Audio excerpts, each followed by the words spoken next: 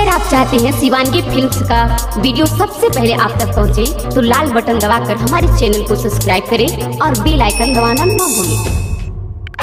Shivangi recording studio Rajgir Rajgir Rajgir. DJ Manish Raxaul mix by Raj Sameer.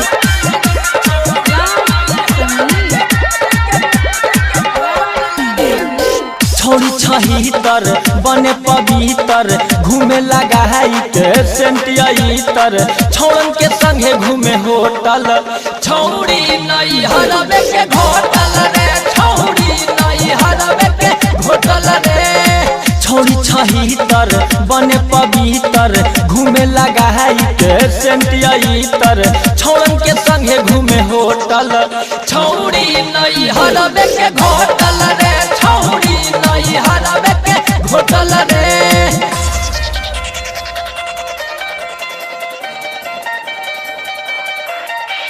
DJ Manish Raxaul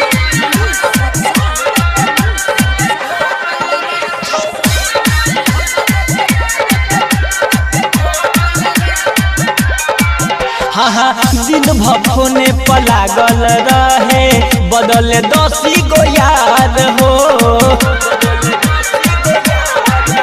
एहो दिन भफोने पलागल रहे बदले 10 गो यार हो। बिया छिनार बाकी कहेल हमारा करनी केहू से प्यार हो। ओठ पे लाली कान में बाली उखिया रहरी में रोजो जाली सौसे बखेत एकर जोतल छौड़ी नहीं हरबे के घोटल रे छौड़ी नहीं हरबे के घोटल रे।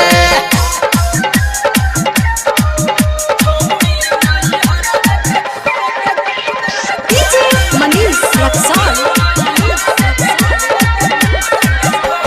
ए भाई रोजो जाली साइकिल से पढ़े छौड़ी हाई स्कूल में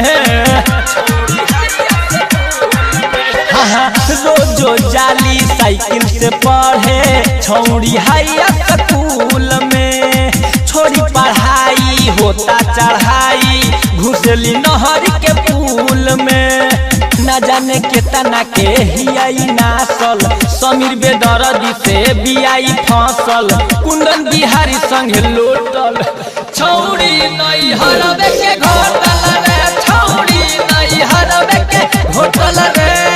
छोड़ी छहीतर बने पवित्र घूमे लगा है सेंटियातर छोड़न के संगे घूमे होटल छौड़ी नहीं हरबे के घोटल रे छौड़ी नहीं हरबे के घोटल रे। छोड़ी छहीतर बने पवित्र घूमे लगा है सेंटियातर छोड़न के संगे घूमे होटल छौड़ी नहीं हरबे के घोटल